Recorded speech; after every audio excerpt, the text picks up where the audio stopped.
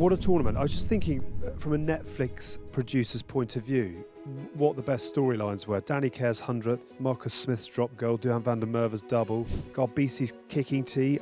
Have you bought yourself a new one? Have you got a kicking tee sponsor? In off the long run. James Haskell, ladies and gentlemen, penalty, yes or no? Rant of the week. Here we go. Rant of the week, sponsored by James Haskell. Utter nonsense. So happy with England and how they've come through, and Borthos takes a huge amount of credit as well as the players. I think he's a brilliant man manager. I think he's getting it right with his players. Well done to Ireland, who stand tallest at the end of it all. Hello everybody, hope you're well. Welcome along to our big Good Bad Rugby Six Nations debrief in partnership with our very good friends at Continental Tires. We started in Marseille, we ended in Lyon. We've had the most extraordinary rollercoaster in between. 7 weeks, 5 rounds, 15 games.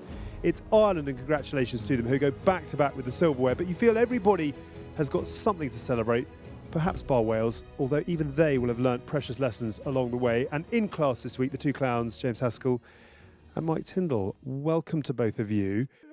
Should we start just with an overall of the six? I'll come to you then, Tins. Haskell's already squinting and beginning to look a little nervous. I was thinking about, because last show I started, and you said I made it about me, myself and I. Yeah. And I was like, that's how we like to start the show. We like to chat, talk about what we've been doing. Like, Tins has been on the piss for 4 days and is still alive. Yep. At Cheltenham. He looks like a reinflated tyre. He's done quite well, You do look quite, Yeah, well, I've won at basically Cheltenham. Protected myself in an alcoholic jar for the. Yes. We did train. We trained when we came up. We trained. Yeah, yes, I did train. We had the most fun. That might have tailed off towards the end of the week. Yeah. I mean, Cheltenham was amazing, and then I went to the walkabout in Wales, in Cardiff. DJ'd after Josh Navidi. Great to see him. That was rammed. The crowd again, very rugby. Lots of people pointing to their Welsh shirts. I'm not really sure what that's got to do with dance music, but it was good fun. And then I actually met in a restaurant Paolo Garbisi, who we're now getting on the show later. I tapped him up. Look at you networking. I know. He was, what player, what game that was, but we'll come on to it. But that's been my week. Lots happened. Good. Yes. Were you up off the back of Cheltenham? I was until Friday, and then it sort of went horribly wrong. I mean, it's sort of the highs and lows of the two of you sort of in many ways replicate the highs and lows that we were touching on off the back of the last 7 weeks of what has been a thunderous Six Nations. Let's discuss Ireland. 5 Six Nations titles in 11 years. They obviously took a lot of heat post-World Cup for going out to New Zealand in the quarterfinals. Flick of a coin job. How important for them to prove that they can bounce back again and get a title under their belt? Can we just point out, none of us pinned them to win, by the way. We both said France. We're going to win Six Nations in that thing. So I did it was not all down to that first. We did say whoever won that first game would win. I basically said France was going to win, and I thought Ireland weren't not going to recover from Johnny Sexton. I thought that their moment had gone in the World Cup and they weren't going to play that well. That's what I said, and then I've got to own my mistakes. And actually, I think they turned around and were dedicated, focused, professional, ruthless. Got the job done. I think any other day they beat England, but fair play to them. And they did something pretty special. Will they be able to kick on again? Let's see how they get into do against South Africa. Give us a bit of a tribute to Peter O'Mahony. He hasn't actually announced his retirement. He said he's going to take a bit of time to think. Everyone's trying to retire him. I know. Surely this. I hate that, by the way. I know. So do I. I hate why they do it like Danny Kerr. Surely his last game. Tuilangi. Surely it's over now. Well, it is now, because he has now signed for Bayonne. So for Manu, it is farewell. Danny has obviously still got time if he wants it. But O'Mahony's obviously got this opportunity to go to South Africa and win a Test series. He's been to New Zealand and done it. The itch of the World Cup, I'm sure, is there, and the chance to have a crack at the World Champions, I'm sure, will be enormous. But if it is, I mean, as Andy Farrell said, he played his best game. So I think, I mean, just Scotland. Going off piece quickly. So I think there's a bit of sentimentality, obviously picking Manu for that game, getting his opportunity because he was going. I think Borthwick managed him really well. That sort of player style. I think Danny Kerr against Scotland when he was given the shepherd's crook. Some coaches would have dropped him. We've seen Steve Borthwick manage those players really well. I think there's been no managing of Peter O'Mahony. I think he deserved to be there. I think he saved his best game for last. I think I love the emotion. I struggled to cry. I mean, the only time I've ever really cried was with the birth of my daughter. So I know Lawrence used to cry when he saw the anthems or the red light on the camera come on. I wasn't able to do that. God, you'd love it if you could, though. What a tool to your armour that would have been. I would have been unplayable if I could show any form of emotion. But I couldn't do that, unfortunately. But and again, sometimes with Peter O'Mahony, because we saw against England, he got that yellow card. Obviously,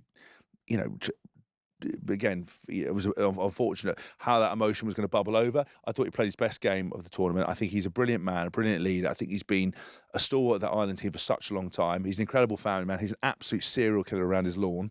I think he'll quite enjoy retirement because he'll get to mow and relay that lawn on repeat. I just hope that brings him the level of happiness that it's brought him for this long. Marling has done over the last 20 years. Yeah, because he's the best maul shouter of anyone I've ever met. Yeah. And look, I think, look at anyone's careers. He's had those highs and lows. Of the Lions being named captain for the first test, and then ultimately finding himself out to dinner with me and Rory Best in midweek, which is always a bad sign. Your career is going appallingly badly.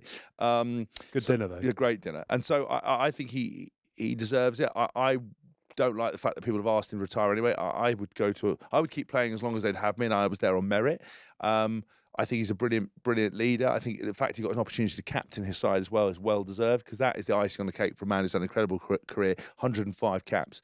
What more do you want? And a great team man. No one's got a bad word to say about him, because ultimately they don't want to be buried under that lawn. But he's a top man, top performer, cares for Ireland more than anything, and has an incredible family, incredible dad. What more do you want? It's interesting when you talk about whether Ireland, or how easy Ireland were going to find it to replace Johnny Sexton. I wonder when the time comes, and let's hope there's still a few laps to go, but when Peter O'Mahony goes, he's such a sort of ferocious tour de force in that team, whether he will be, I mean, there's another cab off the rank every day of the week in Ireland at the moment, but it will be interesting to see how and who brings that emotional ferocity that O'Connell had at Munster, and O'Mahony has definitely taken on.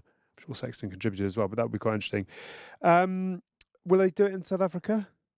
These are the two teams that you've gone hardest at in the last 4 years, going head to head in the Mike Tyndall derby. At the moment, with the game where it's at, I just hope we see games like we have on the weekend. Sitting on the fence. Who wins? South Africa against Ireland, 2 tests. 1-1. Ireland. Just to annoy the South African fans, I'm going to go Ireland. Right. When was the last time South Africa beat Ireland?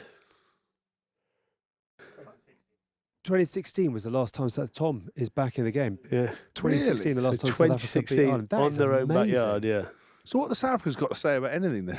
They won a couple of World Cups, but the rest of it, yeah, 4 out of 4. But, yeah, they won a World Cup, but lost to Ireland on the way. Well, so technically Ireland won. Let's come. Send them the Weber Less Trophy. Ireland, obviously, against South Africa. I do want to quickly mark Scotland's summer tour: USA, Canada, Chile, and Uruguay. That's the one I'd sign up for. Yeah, that's unbelievable. If you're paying tour, to go, that would be a lot of fun. Rugby. But that's the dream tour after a World Cup, isn't it? Yes. Yeah. You can. Leave a few behind. We've talked about leaving. Yeah, in terms of the depth and who they might need to bring through. Who wants to be left behind on a tour of Chile, well, that's Uruguay, the thing. and I never toured South America because it was always either a break tour or it was bloody amazing.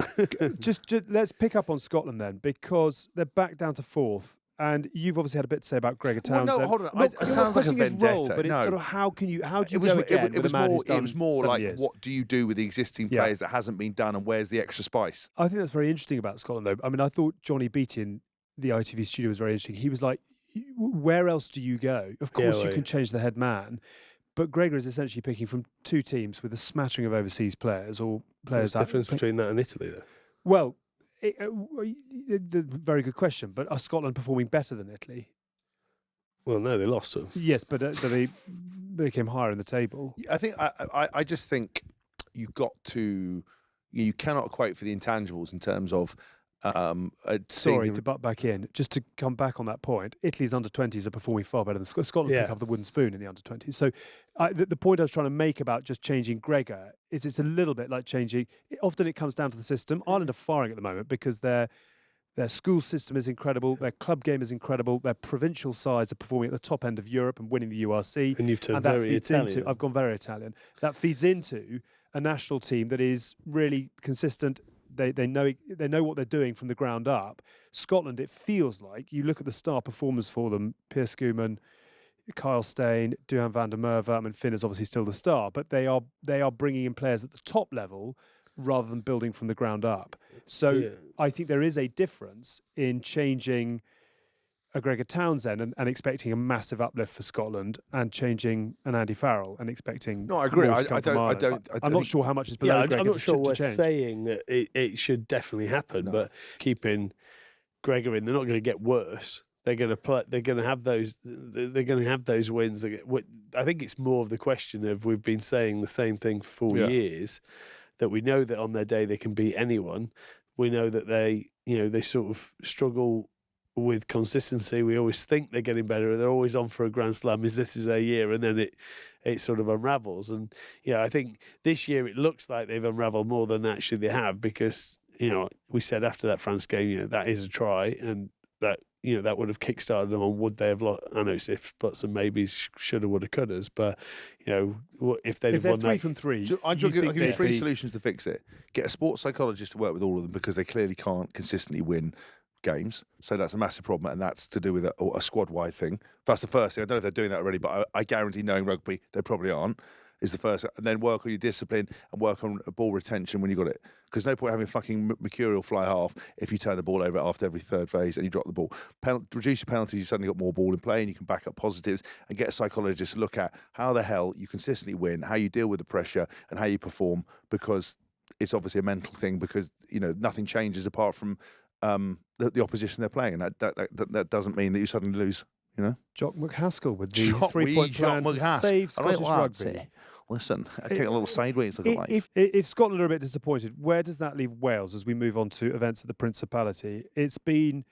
Appears to be a tournament where Welsh trajectory has dropped from that remarkable second half comeback, almost getting over the line against Scotland, running England very close at Twickenham, and then from there it sort of gets more and more disappointing, losing to not only Ireland, then getting hammered at home by France, and then losing at home to Italy. That is seemingly a trajectory heading in the wrong direction. I think you're right. I think we know there are some quality players. I think what people always forget, at this international level, there's no bad sides, there's no bad players. There are players that consistently enact the game plan, deal with pressure, perform, have the right ideas, and pick the right tools for that right job. At the moment, Wales aren't necessarily doing that, or they have moments but they don't have consistency. Are they missing a bit of horsepower? I think so. Grunt Look, and I wrecking ball? think so, but I think there's been some pretty good discoveries. Jack Morgans needs to come back, obviously when he's back from injury. I'd love to see him partner with Tom Raffels. We've seen David Jenkins, industrious. Yeah, and I think there are definitely some real talent in there. I just wonder, they're just in a period of transition at the moment. I think we know Welsh rugby's in the spot of bother. I love Gats. I love Gats's, kind of politicking. Warren Gatland offered to resign Abbey Tierney. Said no, that's the last thing we want. Gatland has just put that straight out there to stop anybody questioning the fact that he was going to get pressure. Because if you deal with it straight away. And if he does, I don't think he cares. He's got loads of money and fucks off anyway. Or if he wants to, stop the media from talking about it, that's the first thing you deal with. So I think he's played that really well. I think he's almost the best in the business with the media. Oh, he has. And the Alakadoos. 100%. He's massaged that to a point where that's now been dealt with. He's very excited in his own ways, very excited about the next job. I'm not behind the scenes. I've got no idea. I know Gats is a quality bloke and a quality coach. I think there is a lot of work to be done there. I think they're in a pretty bad place. I don't think there's any miracles, to be honest with you. But I think there are some players definitely to come back, like Faletau, that can make a difference. I mean, with the greatest of respect, if you're Toby Faletau is one of the all-time greats. I can make a difference. I didn't say he's going to fix your problems. No, it's great to have you around. You steady the ship. Yeah, well, Faletau's slightly more talented than I ever will be, but I think you are looking for. Again, we're talking about changing Gregor Townsend and what that will do for Scottish rugby. Hypothetically, if you get rid of Gatland, he's almost the man holding all the straws together in Wales at the moment, and from top to bottom. He understands the league system, how to sort of best manage the players. But you've just got to find that next group of players that are going to take you through. I think, obviously we've got to give a big shout out to George North as well, one of Wales' greatest, and obviously he did retire. Sad way to go. Not many get to go out with a trophy. It was he deserved better. But look at Peter. If that sport in one go, we always list Richard McCaw and Dan Carter finish on a World Cup win, carried out. Well, you're welcome. Martin Johnson. Martin. George North limps off the field. Peter O'Mahony, if that's his last game, lifting a trophy. It's just each end of the spectrum. It's so sad. It is very sad to see him go off there. But I mean, then you've got to look at it and go, he's had 120 odd caps, isn't it? Yeah. He's had some moments. He's had some experience. And Jesus, he from 18 years old, he's been absolutely Picking tearing it out. Izzy Folau whilst he had the ball. Yeah. One of the greatest lines, individual tries of all time at a key point of time. He's been unleashed. He's got more money than. Let's not be feel for too sad, but it's nice to finish. But he's given everything for Wales. He's an incredible bloke. He's still only 31. I'm not sure why he's retiring. But if that's what he's you off want to to do. Pro D2 in France. Why would you go to Pro D2 in France as well? I know it's For funny. exactly the reasons that you'd be going to Pro D2 in France. I've got just a point on this. Courtney Laws has gone off to Pro D2 to Debrief as well, right? Thinking it's a master plan. If you think the top 14 was rough, the Pro D2 is even worse, but less managed. It's going to be even worse. It's UFC and rugby Yeah, blitz. I mean, I used to get. I'm not saying this goes on now, but I used to get eyed out to the top 14, right? Pro D2, I think. There's still probably some looseness going on there. That's probably why Courtney's going in, running in with his windmills. Yeah, but I just think as well, also Breathe as well. The amount of cash for Courtney is it's better. Go play somewhere where it's safe. Go for Japan, where it's a 20-minute window. Yeah, that's what I would have done. So I think George is going off there on the proviso it's going to be easier for massive cash. I think Rugby. I think he'll definitely do better and score some tries, but he's equally likely to get his head stamped on. But I might be casting aspersions, but I imagine it's slightly like the Wild West. Jock McCaskill's fixed Scottish rugby in a 3-point plan. What does Alan Tindwall do for Welsh rugby? Tindwellen. Look, we have talked about. I mean, Welsh it's rugby paper for a long thin time. at the top, isn't it? Yeah, it's paper thin at the top. They need to invest in the connection between. We've talked about this for years. The connection with all the local rugby teams. I think, wherever we've gone and the rugby clubs that we've walked into in Wales always talk about how there is just no connection with the WRU. They've really got to do that because I think there's still fans out there. There's still great players that get slipping through the net. Gatlin talked about the fact that Faye Waboso is English and he's missed out on, he's losing players like that. Well, they've got to do a better job at enticing people to come and play for Wales. And, he mentioned that 25 cap ruling. He sat very nicely on the fence of it. And whilst that's there, it's a big hindrance to him. And in the same way that we've been saying, obviously it doesn't look the same now with England not allowing people to go and earn their money wherever they want and just bring them back. It's the same with Wales. If you want to get over it, you've got to allow your players to play wherever you want them to play. And, if that means them playing with better people and better players to make them better and those youngsters and anyone else, you've got to still be able to pick from them. Just get rid of this rule. I think that doesn't matter if you've got any caps. Just change it. I don't think it's going to make much of a difference to anything. It's that fear. Football's been doing it for years. It's obviously got more money and more players. But I think Gatlin should be able to pick anyone. I think any team should be able to pick anyone from anywhere. Even the Australians. They say you need to be playing in Australia. No, you don't. It's not ideal if you had to travel far, but you'd make provisions for that if you had a good agent. Everything's up for grabs. I think all those laws should be changed. I think anyone should be able to pick anyone because the pool of players they get to pick from is so small. Same for Scotland and Wales. Just let people have it. So that's obviously Wales. Why don't we bring in, undoubtedly, one of the stars of this year's Six Nations, your new BFF, off the back of a chance meeting in Cardiff. It's the one and only Paolo Garbisi. Many congratulations to you and your team. We'll come on to how you did it in a moment or two, but just tell us, first of all, Paolo, what the celebrations were like on Saturday night off the back of the win in Cardiff. I can say a few drinks here then probably. We of course we're very happy, and I think we did a great job all over the tournament. So yeah, of course, happy and proud, and let's hope that we can do something even bigger in the future. Happy and proud, and rightly so. Just in your view, you've had a few years of the Six Nations now. How big a step forward was 2024 for Italian rugby as a whole? Yeah, massive. As you said, I played in a couple of Six Nations, and my record is now 22 losses and 3 wins. So of course, the gap is still big. So we've had the best Six Nations in our own history. So which is great. So this can tell you how big the step that we made was really. It was interesting because obviously the celebrations after after the first win you got on Saturday this week, it looked very calm, composed, like you turned up expecting to win that game. So is that what you're trying to build, that we should be competing every year and we should be getting better? 100%. I think we need to keep fighting to have our consistency really. I think consistency is what we have struggled for years now. So we could have like won some games here and there, but then we couldn't do it like for years in a row and for Six Nations in a row. So I think this is what we need to go for and work for. And but I think we have the right group of people now in terms of players and coaching staff. So I think we could potentially win 2, 3 games every Six Nations.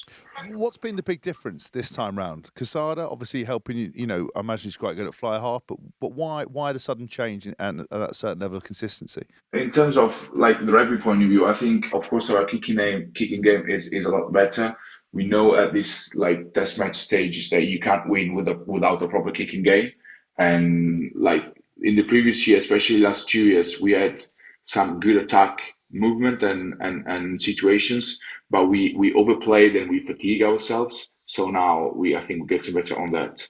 There's definitely a balance there, but do you also feel that, you know, when the likes of, you know, we were raving a couple of years ago about Zanon and how good he was, but then to sort of have Brex, Menoncello, you know, you've had Ione for years, have Pani now come in, have Lewis Liner come in. Do you feel that as a fly half, you just get it's like an F1 car, you're just getting nice upgrades every year that allowing you to pull the strings a little bit better? Yeah, of course. As you said, as a playoff, it's so beautiful, really, to be playing with like alongside these good players, and it's really a matter of putting them into spaces, really, and then they can do like whatever they like to do and whatever they're capable of, and we'll be fine. Can you just confirm one thing? Is Vincent quicker than you, and is that why you have to put your head over the ball and steal balls? I think he's quicker than me. That guy is unbelievably quick. It's interesting to hear you talk about the kicking game as well, which has obviously been very, very noticeable in the upgrade that Italian rugby has had over the course of this season. We asked our social media followers to send in questions for you, and I think about half a dozen of them were around your kicking tee. Have you bought yourself a new one? Have you got a kicking tee sponsor? And how many sleepless nights have you had off the back of the game against France?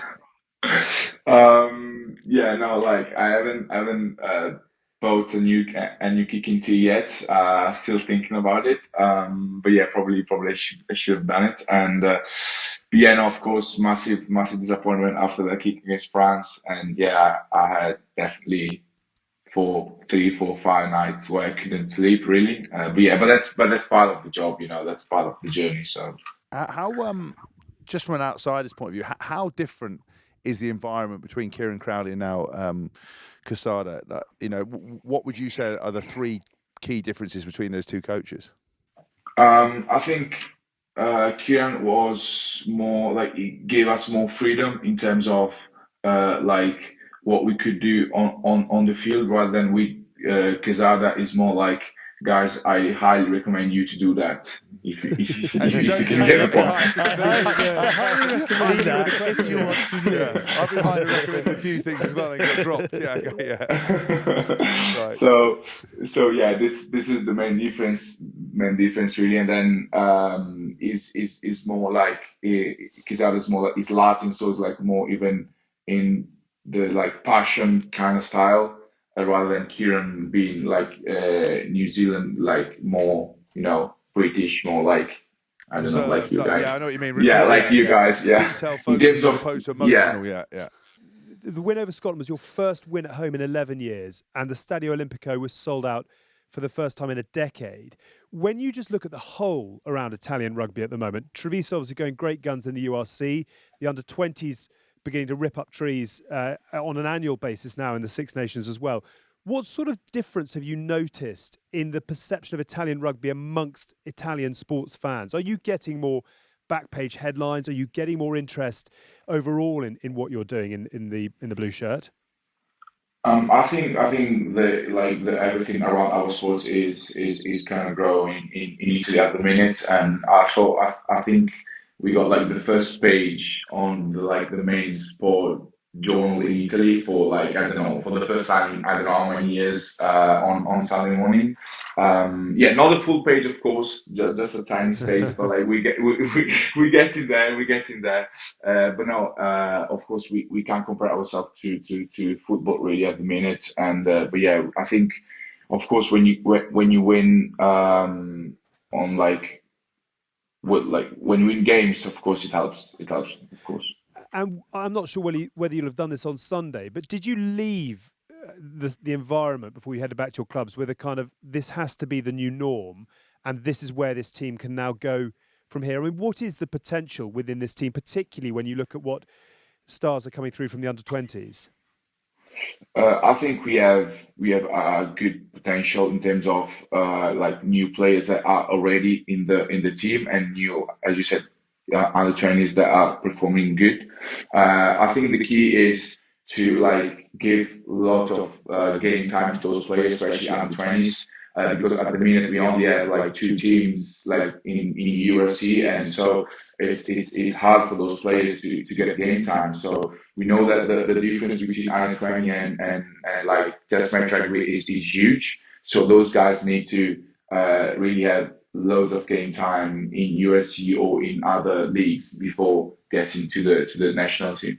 If you were going to name us one player that we might not know to look out for, who would that be and what position do they play? For under 20, Yeah, Scalabrini, wing. unbelievable. Yeah. Tell us why it's so good. Is that your next upgrade? Yeah. That's the F1 upgrade next year. I bet you weren't going to name a number 10 though, were you? Yeah, I know the number 10. Number 10 shit. I never heard of it yet. So why is he so And good? because it's like it's very tall, so in aerials is very good, but then he has also like very good one capabilities. So yeah, and I think he's very young talent. Can I ask you about your new winger this season in Luigi Liner? A, how impressed were you with his singing of the national anthem? And B, what's he brought to the Italian squad? Yeah, I was very impressed about like his knowledge of our anthem. I think his mom gave him some lessons about it, to be honest. But no, I was very impressed on how like focused he was in terms of getting in the team. I remember his first week he asked me like so many questions about the old thing, the old codes and the old system. So yeah, very committed, and so I think he deserved the jerseys, those two jerseys, and we are 2 wins and 0 losses since he started. So we should keep him in our team. Quite right too. One quick question, because we're talking a lot about how far England have progressed as a team over the last 7 weeks or so. But when you look at what happened to Italy at the Rugby World Cup, your journey since then has been utterly extraordinary. And obviously, you've touched on some of that. How do you reflect now on what happened at the Rugby World Cup in 2023? Was it just a sort of a storm in which everything went wrong? Or are there reasons and things you can look back on now where it just got away from you? It's tough. I think we were not as bad as the scores told everyone about, and I think now we're not champions, of course. So I think the truth is in the middle, really. And but yeah, I think definitely something mentally went wrong in that World Cup. I think knowing that no matter what, like the stuff was gonna change and so on, probably wasn't the greatest scenario and to prepare like a rugby match in. And but yeah, anyway, I think as you said, it was more likely a storm than the reality of the facts. I want to ask you one other question about your captain, Michele Lamero, who has led with such passion and such energy throughout the tournament. His stats are extraordinary. Just give us a little sense of just how much of a talisman he's becoming for your team. Honestly, I think he's done like the best Six Nations like he's ever done, of course, and one of the best Six Nations an Italian player has done in history. To be honest, I think I've seen like his growth as captain, because he was captain when I was in the team already. So I saw him growing as a captain, and I think he's a wonderful leader. He can lead by his voice and his example on the field. And as you said, he started unbelievable. So this tells you how good he is. You've obviously got a big personal change coming up, moving from Montpellier to Toulon, obviously fighting the shirt out, number 10 shirt out with Dan Bigger. I mean, how exciting a move is that for you? Will you be playing against Montpellier this weekend? I know there's a certain agreement between the club that I won't be playing, so that's a thing. But no, I'm super happy to be here and to be like to play alongside such a champion as Dan Bigger, and we could have like we chatted a few when I first came to Toulon, and yeah, so really looking forward to learn from him, and yeah, so really happy. Here's a test of your Italian media handbook. But one of the other questions that we had submitted from one of our social media followers was about your exit from Montpellier and whether that was done on a handshake and a smile or whether there's a bit more to it. What were the circumstances around leaving Montpellier and ending up at Toulon? Basically, they needed a hooker with a French hooker, and so they decided to go for the hooker that was in Toulon. At the same time, Toulon wanted another 10. So this is how this trade set off, really, like to just be quick. Will you be driving a Ferrari to training or a Fiat? Or is it a good deal or a bad deal? I need to ask the club which sponsor they have. You won't buy the car, you'll just get a Just freebies. That's the way to do Put all it. the money under the mattress. Yeah. Listen, Paolo, it's been one of the great stories of this year's Six Nations, watching Italy really come to the party. And we wish you all the very best for the rest of the season and can't wait to see you go again in November, obviously, and then in next year's Six Nations as well. Well done to you and your team. Thank you so much for dialing in, and we'll look forward to following your progress down in the south of France. Thank you very much. Thank you for having me. Brilliant. Thanks, Brilliant. mate. Thank you very much indeed. I think that's our first ever Italian in It is. 6 years of doing this. We that we've tried had to on the get show. Sergio Parise on, but I think he couldn't do it at some point, and then Castro, I'm not sure, could ever go public with half of his stories. what a pod that would be. No, but Paolo was lovely actually. As soon as I Yeah. met him on the weekend, really lovely, down to earth, fantastic English, great player, young. On that note, given that Paolo's down in Toulon, perhaps we could help him out with a little note from our friends at NordVPN, who are offering Good Bad Rugby listeners an exclusive deal. Did you know you can switch your virtual location, allowing you to save money by purchasing flights, hotels, subscriptions from other countries at cheaper prices? We've got a lot of travel coming up. Oh, we Where are you have. off to? You're off somewhere next Well, week. I'm going to Val Thorens again. Are you? To DJ Upper Mountain, so I'll need to speak to my daughter. You Well, I will. sort of talk at her, and she runs off with the phone and hides it, then drops Well, it. that's Some never women going in to your change life. for her life, Yes, is it? yes, women in that's your right. life, yeah. You're going skiing as well, so I'm you'll going be- skiing. Yes, I will actually. I'm actually going to take halfway mine for the kids in the evenings. Watching The Gentleman as well. How The good TV's is that? Very good. How good is that? So I'll need to. I'm able to stream that. Obviously, protection when I'm on the road. Yeah. We're talking about NordVPN here. Yeah. Oh, sorry. Yeah, no, that's a different ad read. And also, when I have to do some online banking when I'm away as well, I've got to pay tour managers and bits and pieces. So I always feel like I need a bit of security Yeah. for that purpose, you know. Lots of people after you, aren't they? Yeah, in yeah. life. Oh yeah, lots Yeah. of people. In fact, you are Media. living a real life version If of I The could, Gentleman, if I aren't could you? wear an active NordVPN like hat that bounced me around, so it looked like it was in France, but I was actually here. Yeah. That'd be fantastic. Instead of me like going You photograph should go coming into out of a the nightclub product again. dev team at NordVPN for all the things that you need, where Yeah. you need cloaking signal device. blocks and your appearance to change countries Yeah. at the flash of a button. Yeah. You want that one of Mission Impossible where they basically worked to such fast real time it was like he wasn't there. Yes, That's what he did. That's He- exactly they what I were need. erasing his digital footprint as he went. Yes, but I basically use instantaneously. NordVPN at the moment until the technology matches that. NordVPN need to up their game in terms of relocation, geolocation. But for now, they're very good at looking after you online. And for the best discount on your NordVPN plan, go to nordvpn.com/goodbadrugby. Our link can give you 4 extra months on the 2-year plan. The link is in the podcast episode description box. We often get accused of being a very Anglo-centric show, but I think we've been very patient Very in patient. getting to the France-England game. So let's tuck into it. First of all, should we start at the end and the Yes. penalty decision? In off the long run, James Haskell, ladies and gentlemen, penalty, Utter- yes or no? Rant of the week. Here Here we go. Utter- Rant of the week, sponsored by James Haskell. Utter nonsense.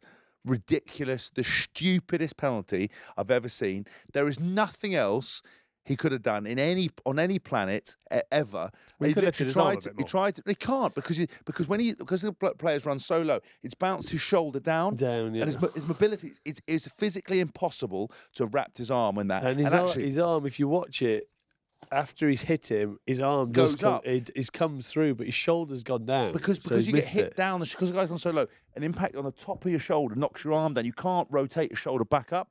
Utter nonsense. And if the second person wasn't there, he would have probably carried on running. It was sort of, he's got bumped a little bit, and then. And also the thing with it is, so we're saying it wasn't a penalty. Not in any way was it a penalty. And actually, it's moments like that then make me go, all the goodwill that I had towards rugby, it completely eradicates it. I then go, what a complete waste of time. You're ruining a game. But it's utter bollocks. I think it comes back to the point we made off the back of round 4, where we celebrated the fact that the TMOs kept out of it, the refs played what they saw, the game was quick, and everyone got on with it. And what you end up with now is a result defined by the action of the TMO, which doesn't. Do you know why? Do you know why? Do you know what the issue with it is? Right, him sticking his nose in. There will be 5 or 6 incidents like that in the game that don't get picked up. You know, I don't understand why somebody, the bloke doing the fourth official, right? Let me sit next to him and go, the TMO and go, gaffer tape him to the ceiling. TMO and go, no, mate, that's just a regular rugby thing. That's nonsense. Move on. Don't even bother. Don't put your finger off the radio button. Don't bother. Right. Are we now offering to put James Haskell into the TMO box? If it's clear, right? If it's clear, a no arms tackle is clear. Where you fly at someone, arms down, is clear. That is an impossible thing. It shouldn't have been brought up. It should be nonsense. Someone should tap on the shoulder, rugby incident, move on. Don't press it, shut up, don't get involved. But they're not doing that. He also set his feet. Yeah. So he goes up and stops to steady his feet to make a tackle. You don't do that's not normal. No. The no arms tackle. You'll fly up and you just dive dive down. I just don't understand why can't they have some common sense in this stuff? It's so difficult to manage a rugby game because there are so many intangibles. Why do they bother calling out these stupid 50-50 ones, right?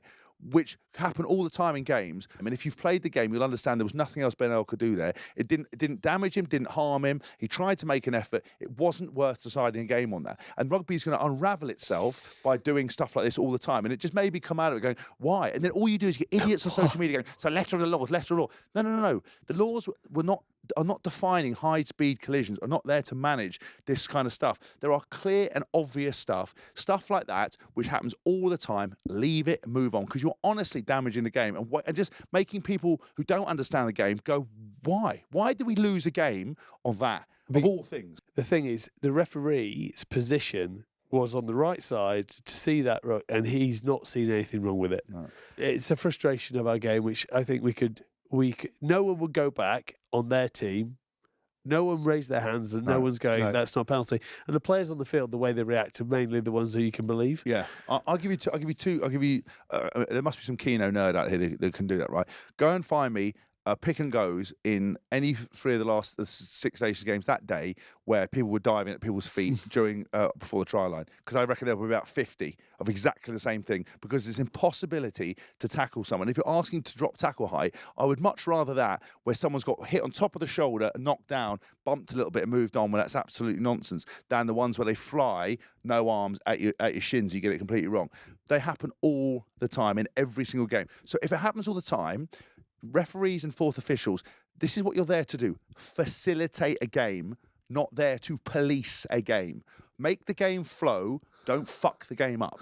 Don't interfere. Facilitate. And they've forgotten. There's the T-shirt. They've forgotten there to. Very enunciated. I know, because they've forgotten they're there to facilitate. You've now got a snitch in a box with a live snitch button, is what they're doing, right? And that is the problem. Instead of running the game, facilitate, they're snitching for no reason, because no one's spoken to them for a while and they get involved. Don't get involved unless there is something catastrophic or somebody on the field has gone, check that. Don't come volunteering nonsense like that. Or if you're going to volunteer nonsense, get a side snitch to analyse it 4 or 5 times. Get someone to put in their ear and go, listen, side snitch, that's not right. But main snitch, don't snitch. But that is the also somewhere within that is a reasonably sensible point. Is how quickly somewhere we can have to dig quite deep to find it. But I know what you're saying. How quickly the TMO has made that decision. Now, judging on where we are in the game, what this could potentially mean, he could have gone back. They kept the ball for another 6-7 phases. They actually got quite close to advantage over. Yeah, he could have gone back, had a look at that, and gone, actually, I can see he's actually wrapped his arm. If he hasn't, he's made a snap call and called it a penalty. Yeah. He could have just gone, ref, just checking for potential foul play. I'll let you know. It takes them 5 hours to work out the grounding of a try, right? It takes them that long and that many angles, and they still ballsed it up on a couple of those games. They still got it wrong. Yet they're instantly snitching and deciding games.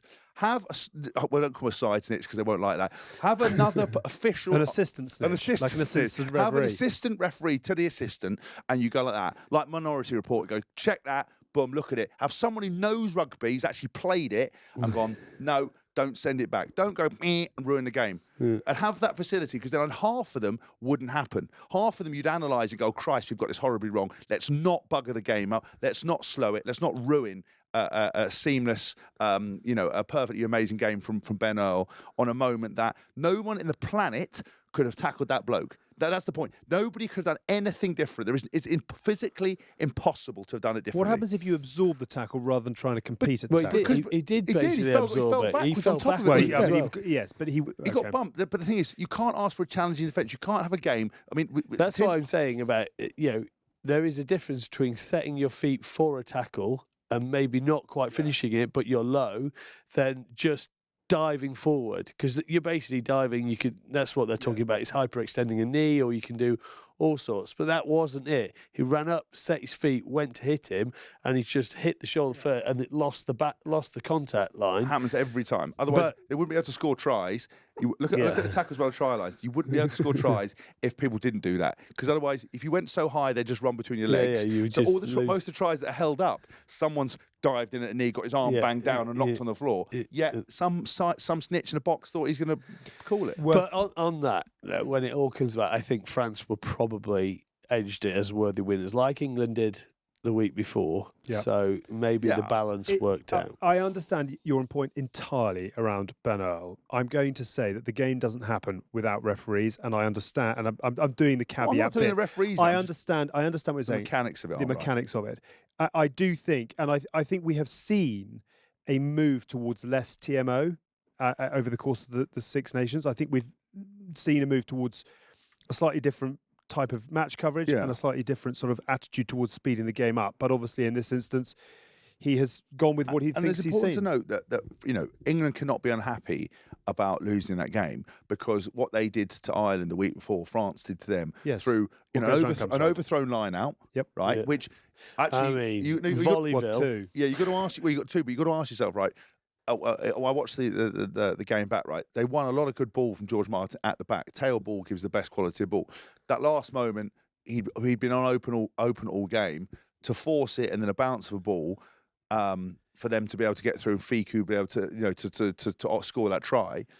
You can't argue with that. That was a bad execution, a bad play, and that's narrow game. And that's the difference between consistent winning, whereas a side would make the right decision or execute that move, and suddenly France don't win. Yeah. But I think you can't be unhappy. As a fan, I'm not unhappy. I was unhappy with the penalty because I was just like, ugh. The rest of the game, I thought was electric and lightning. And as a neutral, I'm sort of a neutral, I like France.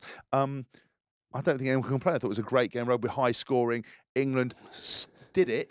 Again, if England lost like that every week and played like the way they did, I'll be happy, man, because they played brilliantly. The irony is, I think England were more creative in that game than they've been in many others, but the defence created chaos. It was literally carnage chaos in that match for a lot of it, and France actually thrived on it. They had so many offloads, and when you're playing that defence where you're diving in, if people start getting offloads to people running around, you're in real bother. Can we go back to the macro around this England team? Because third at the Rugby World Cup, but not a lot of love. And the first two games of the Six Nations, wins, but not a lot of love. In a funny kind of way, and I know this is I think it's probably because the trophy had already been lifted in Dublin. The game in Lyon felt like a bit of sort of after the match. It was a hell of a game. Yeah. But the big dance had been and gone. And so I sort of found myself listening to what you'd said in previous weeks, which is play well and lose. But as long as you play well, I don't mind too much. And that felt like the real outcome of this match. I almost thought that actually England losing possibly wasn't too bad a thing because the hype train is just not going to get out of control yet. So happy with England after a really poor. Like I was quite down at the start, especially after the Italy game. Sorry to hear that.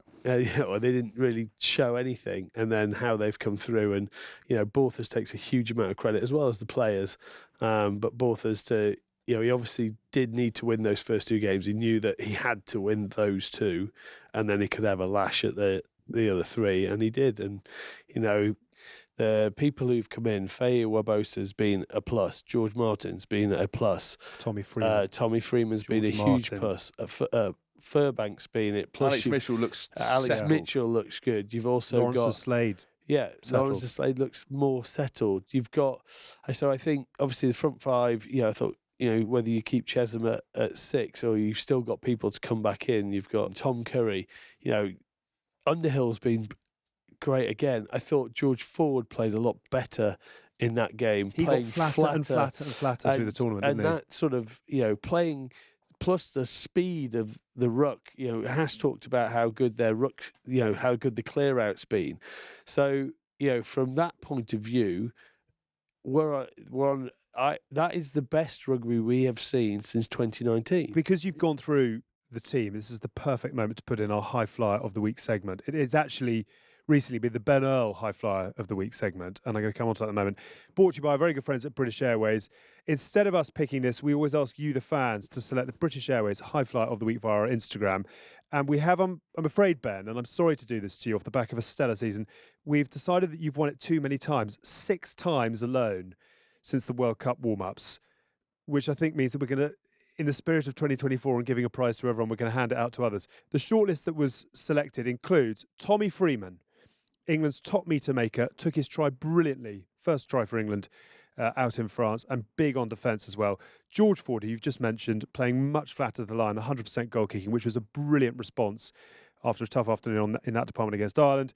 And then Ellis, our boy, who was absolutely titanic his footwork against Winnie Antonio.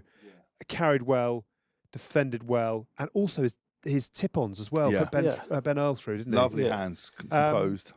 Can we just have a word on Ellis, actually, because you've mentioned a couple of times about the spiritual Well, it's just every time we ask anyone, every time you ask anyone, I mean, Jamie George, I think, Jamie George has led really well as captain. I think he was settled. He's obviously had a hard time emotionally, losing his mother, and I think that's galvanised the team. And you never know what someone's going through, so it's a very difficult period of time. I thought he's done brilliantly. But everyone you ask continuously says about the impact that Ellis has. Ask the new guys who's made a big difference. Ellis comes over, he talks to us, he gets us involved, he sets the standard, he's the emotional energy. You talk to the old heads, who's getting involved, who's kind of taking charge.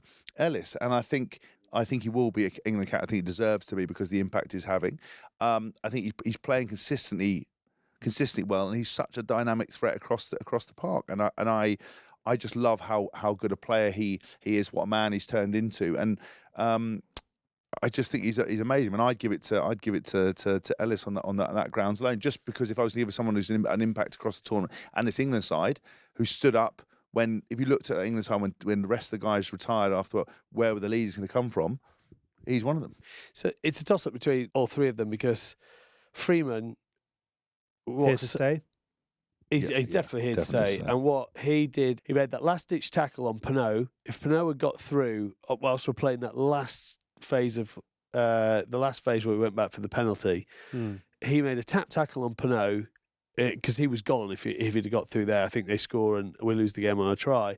And then he bounced to his feet and made the cover tackle into the touch, which then ended up giving the penalty back where it was.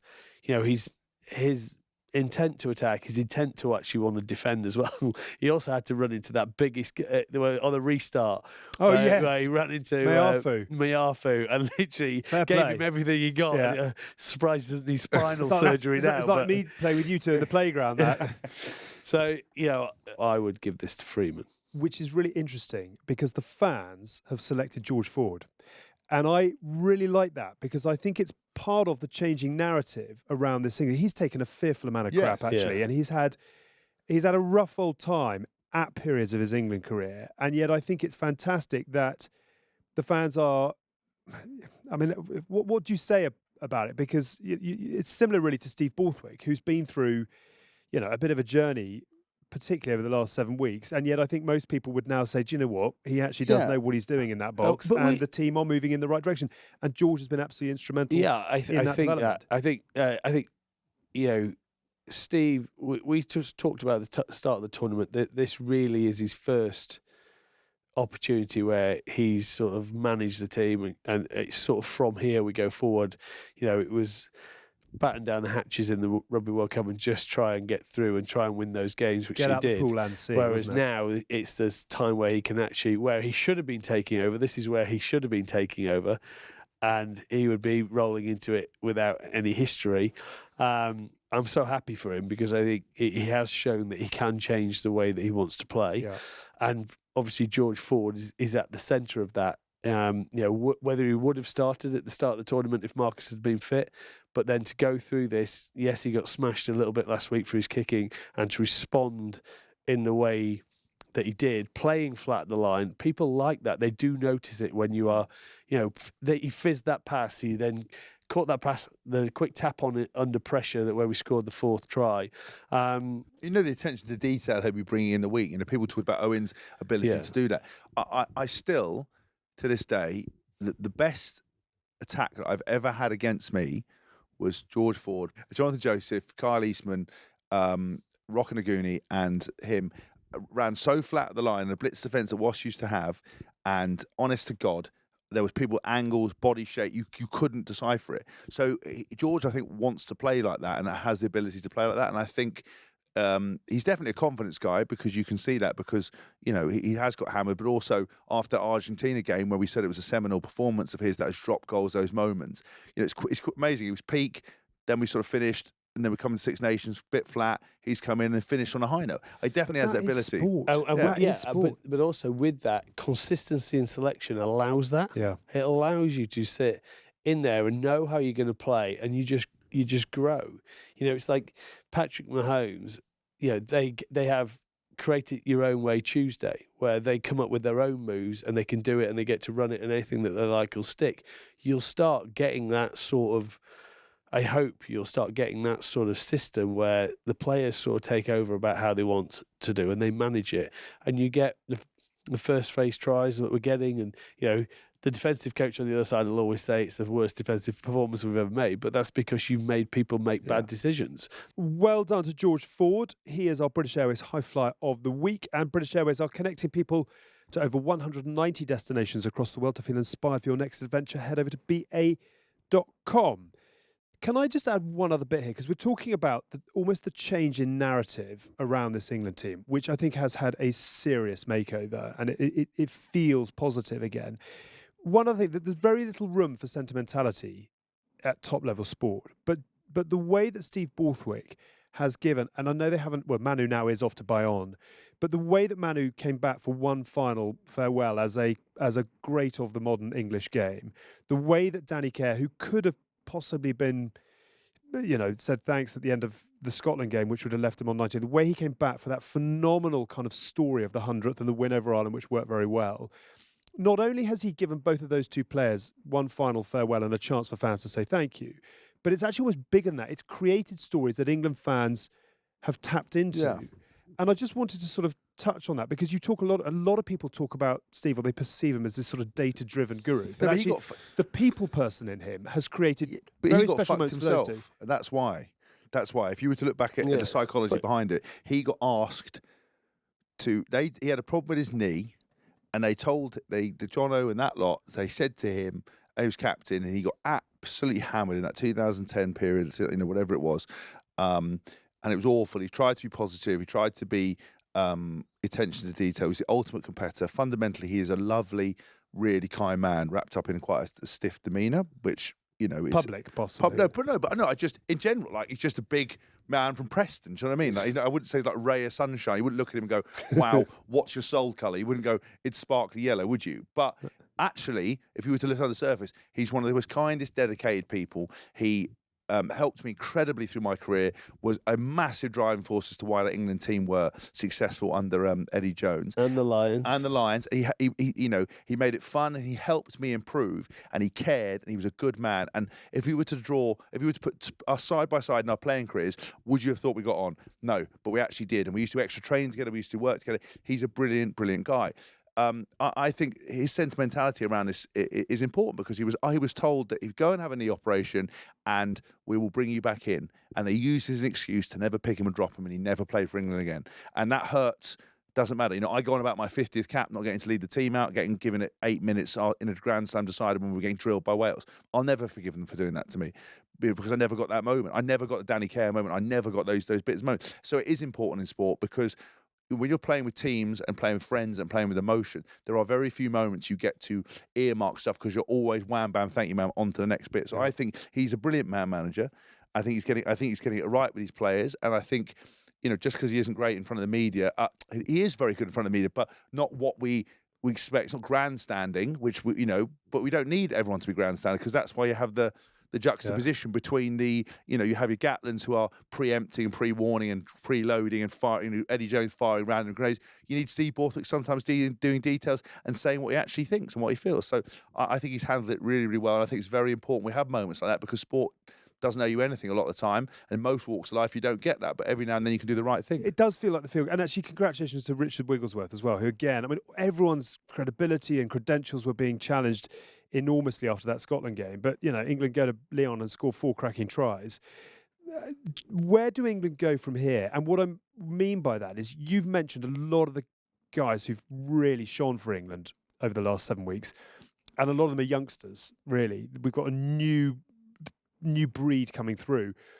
Do they take Joe Marler, Dan Cole, Danny Care if he wants to, down to New Zealand? Do they say, you're old, have yourself a summer off the back of a World Cup, and let's see how you're doing in September? At what point do you bring in Ashraf Poku-Fajor from the under-20s, etc., Ben Spencer potentially at 9, and how long do you continue with what seems to be progressing quite nicely as a squad? That consistency question. If you've got a chance to go down to New Zealand, you've got to take the team. You've got to go to win. Now, whether that means you can fit, someone younger in some positions that you're getting, that you're getting people long in the tooth, then so be it. Now, you've also got to weigh up New Zealand. Is their scrum as going to be as a bigger factor as playing, France with a metric ton of meat coming through you?